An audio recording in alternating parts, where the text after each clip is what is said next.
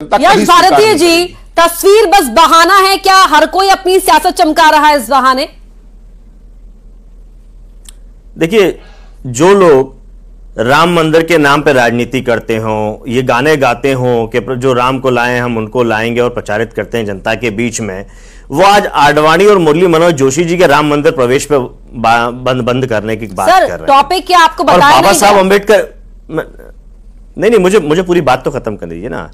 अटल बिहारी जी, दीनदयाल जी, श्यामा प्रसाद मुखर्जी, जिनके नाम पे जो बलिदान हुआ मुखर्जी, वो कश्मीर हमारा है, तमाम बातें करते हैं, ये सब उनको बुलाते चले जा रहे हैं।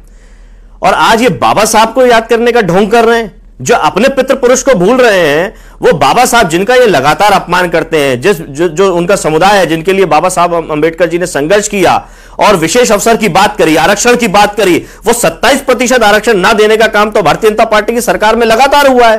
तो अगर आप बाबा साहब को सम्मान देना चाहते हैं तो जो पिछड़े हैं, जो वंचित हैं, जो शोषित हैं, उनको मुख्य धारा में ला करके बाबा साहब अंबेडकर को सम्मान दीजिए। ये मूर्ति पूजा के तो खिलाफ थे बाबा साहब अंबेडकर, कभी भी उन्होंने मूर्ति और इन सब चीजों की बात नहीं करी। समस्या क्या है कि भारतीय जनता पार्टी जहां सत्ता में आती है, जहां शासन में आती है, वो मनुस्मृति को मानने वाले मनु महाराज को राजस्थान हाईकोर्ट में लगा देती है। क्या काम है राजस्थान हाईकोर्ट में मनु महाराज का? फिर आप राजस्थान क्यों नहीं लगाती बाबा साहब अंबेडकर को? जो संविधान से न्यायालय को चलना है, जो संविधान का पालन करवाना है, वहां मनु महाराज को ले आएंगे, मनुस्मृति को आगे बढ़ाएंगे। जी, यश भारती जी, हटाई क्यों गई? देखिए, मेरा बड़ा सीधा सा कहना है, नाम बदलने वाली सरकार से, हर चीज में इवेंट करने वाली सरकार से आप कुछ और उम्मीद नहीं कर सकते।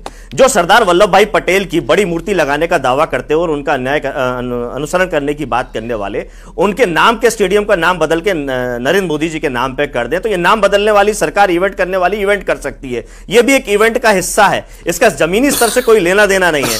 देश के प्रधानमंत्री नरेंद्र मोदी जी को कोई कुछ कह दे, सवाल पूछ ले तो अपमान हो जाता है, लेकिन देश के प्रथम प्रधानमंत्री को अगर कुछ कर दिया जाता है तो उसमें किसी का अपमान नहीं होता, देश का अपमान नहीं होता, वो सम्मान बढ़ता है।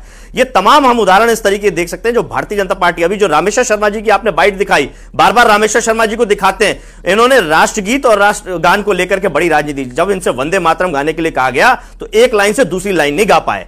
तो ये राजनीति करना, राष्ट्रीय प्रतीकों के साथ में राष्ट्रीय सम्मान के साथ में खिलवाड़ करना, ये केवल भारतीय जनता पार्टी का काम है। देखिए, तस्वीर कहां, जैसे आप अटल बिहारी वाजपेयी को, भारतीय जनता पार्टी अगर अनुसरण करती है, जैसे मैंने कहा, अपने लोगों को भूल जाती है। अटल बिहारी वाजपेयी जी को बड़ी तकलीफ हो गई थी जब सदन में से नेहरू जी की तस्वीर हट गई थी। तो जब अटल बिहारी वाजपेयी जी को तकलीफ हो सकती है और भारतीय जनता पार्टी उसी चीज को मनोरंजन के रूप में ले रही है, तो इस सवालों के जवाब तो भारतीय जनता पार्टी को देने हैं। लेकिन हमें पूरा भरोसा है, इवेंट करने वाली, नाम बदलने वाली सरकार और मनुस्मृति और मनु महाराज को स्थापित करने वाले लोग बाबा साहब अंबेडकर के संविधान के खिलाफ रहेंगे और लोगों को मुख्य धारा में लाने से नहीं, मेरा तो छोटा सा प्रश्न है कि दोगने जी का विरोध तो समझ में आता है, परंतु जिस कांग्रेस और नेहरू परिवार के खिलाफ सदा लोहिया से लेकर मुलायम सिंह तक जिस लड़ाई को लड़ते रहे, आज दुर्भाग्य है कि ये नई सगाई जो आज हुई है इंडिया अलायंस की, उसके चक्कर में यश जी उसका भी बचाव करेंगे। ये बड़ा दुर्भाग्य, ये बड़ा दुर्भाग्यपूर्ण है। क्या शादी, क्या कैसी बातें कर रहे हैं जिनके दल की स्थापना नेहरू के विरोध में हुई, जिनके दल की स्थापना कांग्रेस के विरोध में हुई, आज वो एक सुर में बात करते हैं। ये बड़ा राजनीति का कौन सा चरित्र है? ये बड़ा देखने लायक है। दोगने का विरोध तो समझ आता है, बात नहीं करेंगे। यश भारती जी का भी विरोध, कोई बात नहीं। लोहिया साहब बता दीजिए, राजस्थान में हाईकोर्ट के अंदर मनु महाराज का क्या काम है? क्या वहां बाबा साहब अंबेडकर स्थापित नहीं होना चाहिए? भारतीय जनता पार्टी कब मनु महाराज को हटा करके बाबा साहब अंबेडकर को स्थापित करना चाहिए? उच्च न्यायालय में कौन सी तस्वीर लगेगी ये सरकार तय नहीं करती है। पहले पहले जो बाबा साहब अंबेडकर के द्वारा बनाए हुए संविधान का पालन नहीं,